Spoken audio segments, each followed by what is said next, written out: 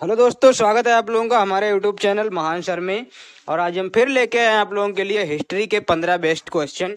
और ये 15 क्वेश्चन की क्लास आपकी हर एक टॉपिक की चल रही है। और मैंने एक हिस्ट्री की भी क्लास स्टार्ट की है जिसमें करीब 7 लेक्चर हो चुके हैं, 7 क्लासें हो चुकी हैं, जो लगभग आपकी 30 से 35 मिनट की सारी क्लासें हैं। उनको भी आप देखिए, उसमें आपकी हिस्ट्री बेसिक से लेके और एकदम अपर लेवल तक कंप्लीट होगी। वहाँ से आप हिस्ट्री का एक एक पार्ट, एक एक चीज़ वहाँ से कंप्लीट कर पाएंगे। और अगर वहाँ से आप हिस्ट्री पढ़ते हैं तो उसकी पीडीएफ भी आपको मिलेगी। और वो पीडीएफ इतनी शानदार है कि मार्केट में और कहीं उपलब्ध ही नहीं है। वो पीडीएफ आप कहीं भी पढ़ लें, लेकिन वैसी पीडीएफ आपको मिल ही नहीं सकती जिस तरह की मैंने पीडीएफ तैयार की है। तो शुरू करते हैं ये क्वेश्चन। और आज पहला क्वेश्चन हमारा क्या है, 241 नंबर का क्वेश्चन है। क्या है? अभिनव भारत नामक अंग्रेजी विरोधी संगठन की स्थापना किसने की थी? अभिनव भारत नामक एक अंग्रेज विरोधी संगठन था, तो ये किसने इसकी स्थापना की थी? बीडी सावरकर थे, या सी आर दास थे, भगत सिंह थे, आरजी भंडाकर थे? इनमें से आपको बताना है कि सही ऑप्शन क्या है। तो सही ऑप्शन क्या है? विनायक दामोदर सावरकर ने इसकी स्थापना की थी। अभिनव भारत एक नामक एक क्या था? एक संगठन था। तो इसकी स्थापना कौन करता है? विनायक दामोदर सावरकर, यानी कि बीडी सावरकर। तो इसका सही ऑप्शन आपका क्या है? Option A. अब बढ़ते हैं नेक्स्ट क्वेश्चन की तरफ। और नेक्स्ट क्वेश्चन क्या है हमारा? किसने मोहम्मद अली जिन्ना को हिंदू मुस्लिम एकता का दूत कहा था? एक व्यक्ति थे, मतलब एक कैरेक्टर ऐसे भी हैं जिन्होंने हिंदू मुस्लिम एकता का दूत कहा है। किसको? मोहम्मद अली जिन्ना को। जबकि यही वो व्यक्ति हैं जिन्होंने पाकिस्तान की डिमांड की थी, जिन्होंने मुसलमानों के लिए अलग राज्य बनाने की बात की थी, फिर भी इनको हिंदू मुस्लिम एकता का दूत कहा है। होता है किसी किसी की नज़र में कोई कुछ भी हो सकता है। तो वैसे ही वहां पे भी था। तो एक व्यक्ति थे, व्यक्ति क्या व्यक्ति थी, पर्सन थी, क्या थी वो आपकी? यहाँ पे सरोजनी नायडू थी, या राजकुमारी अमृत कौर, सरदार भगत सिंह थे, या एनी बेसेंट? तो इसमें जो सही ऑप्शन है वो आपका ऑप्शन ए ही बिल्कुल इसका सही है। और ये आपकी कौन थी? सरोजनी नायडू थी ऐसी जिन्होंने हिंदू मुस्लिम एकता का दूत कहा था। बढ़ते हैं नेक्स्ट क्वेश्चन की तरफ। और नेक्स्ट क्वेश्चन क्या है? सूरत की फूट के बाद कांग्रेस किसके हाथ में आ गई थी? बात यह है कि जब एक बार सूरत स्प्लिट होती है, 1907 में सूरत अधिवेशन होता है, वहां पे कांग्रेस में जो नरम और गरम दल होते हैं उनमें आपस में क्या हो जाती है? फूट पड़ जाती है। नरम दल और गरम दल के बीच में बात बनती नहीं है, तो ये अपने अपनी विचारधारा को लेकर ये अलग अलग हो जाते हैं।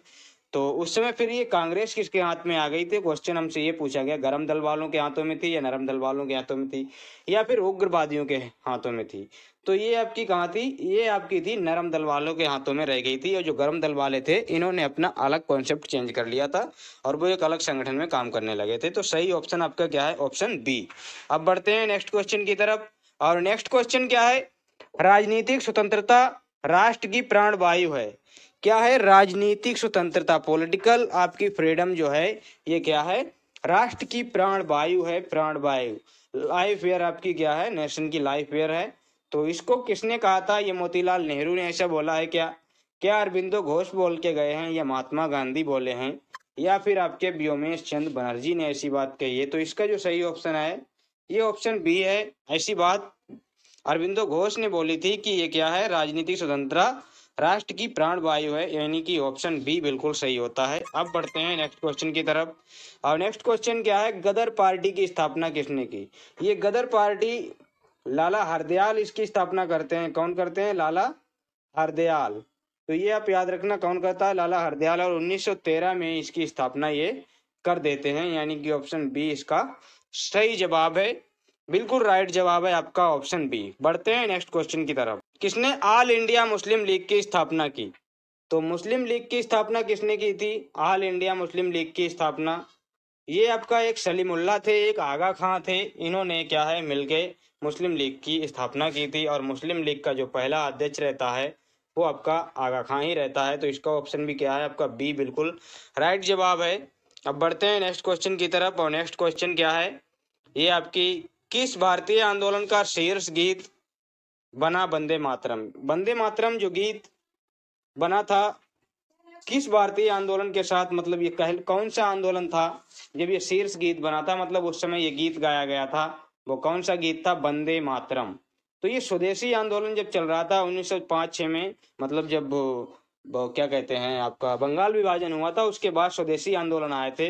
तो उसके साथ ही आपका क्या हुआ था, ये वंदे मातरम गीत पहली बार गाया गया था। तो उस टाइम पे ये आपका क्या हुआ था, स्वदेशी आंदोलन के टाइम पे आपका वंदे मातरम गीत शीर्ष गीत रहा था। तो इसका ऑप्शन आपका क्या है, ए बिल्कुल सही जवाब है।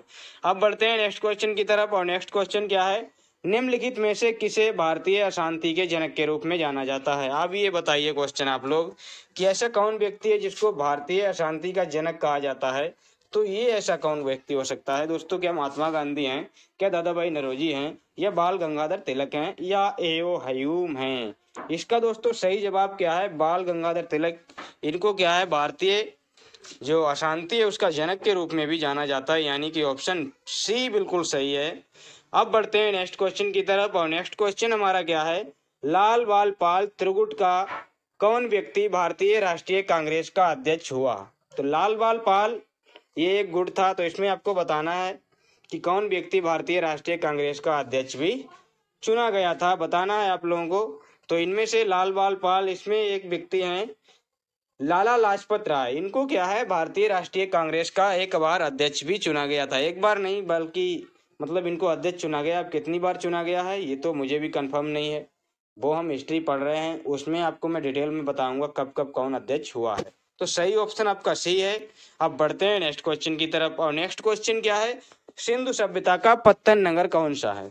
अब ये सिंधु सभ्यता का पत्तन नगर कौन सा है, तो मैंने सिंधु सभ्यता पूरी पढ़ा दी है, उसमें आपको कई एक बंदरगाही नगरों के बारे में बताया है। तो पत्तन नगर या बंदरगाही नगर एक ही चीज होता है, या डॉकयार्ड एक ही चीज होता है। तो ये आपका कौन सा था, लोथल आपका क्या था, पत्तन नगर था, यानी कि ऑप्शन ए आपका क्या है, बिल्कुल सही जवाब है। सुत्का गेंडोर भी था, अल्लादीनो भी था, ये बहुत से ऐसे नगर हैं जो आपके क्या हैं, पत्तन नगर आपको देखने को मिलेंगे। तो बढ़ते हैं नेक्स्ट क्वेश्चन की तरफ, जो चित्रकला के शत्रु हैं मैं उनका शत्रु हूँ, किस मुगल शासक ने कहा था। ये क्वेश्चन आपको बताना है। एक शासक हुआ है जहांगीर, जिसने कहा था, मतलब वो ऐसा शासक हुआ था जो चित्र को, मतलब कोई भी चित्र था उसको देखता था और देखकर बता देता था कि ये किस चित्रकार ने ये चित्र बनाया है। मतलब चित्रकला का विशेषज्ञ आप बोल सकते हैं उसे, चित्रकला का बहुत ही शौक था उसको। तो चित्र, तो भाई ऐसा कह सकता है कि अगर कोई चित्रकला का दुश्मन है तो मैं उसका दुश्मन हूँ, ये आपका जहांगीर ने कहा था। ऑप्शन ए ही बिल्कुल सही होना चाहिए, फिलहाल तो चेक करता हूँ, बिल्कुल सही जवाब है। पढ़ते हैं नेक्स्ट क्वेश्चन की तरफ, और नेक्स्ट क्वेश्चन क्या है, मेवाड़ से युद्ध तथा चित्तौड़ की संधि, मेवाड़ से युद्ध और चित्तौड़ की संधि किसके शासनकाल में महत्वपूर्ण उपलब्धि उपलब्धि थी।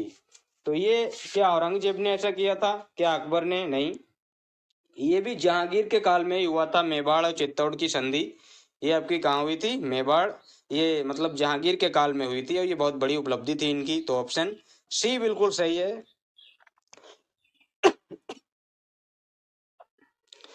बढ़ते हैं नेक्स्ट क्वेश्चन की तरफ, और नेक्स्ट क्वेश्चन हमारा क्या है, निम्नलिखित में से किस शासक का काल संगमरमर का काल कहलाता है। बताइए कौन सा शासक है जिसका टाइम पीरियड संगमरमर का टाइम पीरियड कहलाता है। क्या औरंगजेब है, ऐसे नहीं है, जहांगीर भी नहीं है दोस्तों, ये सिर्फ और सिर्फ आपका शाहजहां है। क्यों, क्योंकि इसने जो ताजमहल बनवाया उसमें संगमरमर का पत्थर लगवाया, संगमरमर लगवाई, तो इसीलिए इसको संगमरमर का काल भी कहा गया है। ऑप्शन सी बिल्कुल सही जवाब है।